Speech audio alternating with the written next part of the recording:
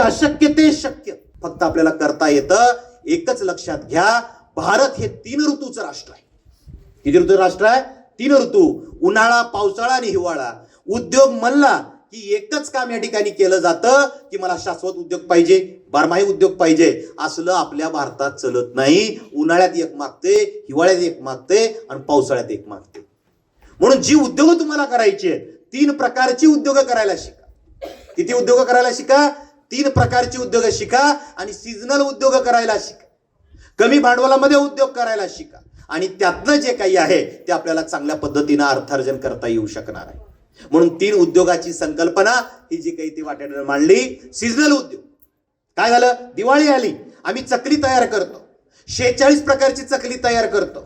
आज याच्यामध्ये चॉकलेटची चकली आहे, बटर चकली आहे, मोरिंगा चकली आहे, गार्लिक चकली आहे.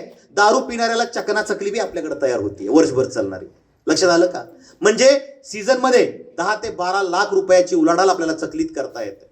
लस्सी सारखा विषय उन्हाळा आला तर अवघ्या 25 ते 30 हजाराच्या भांडवलामध्ये आपल्याला किमान आणि किमान वर्षाकाठी 6 ते 7 लाख रुपयाची उलाढाल आपल्याला करता येते.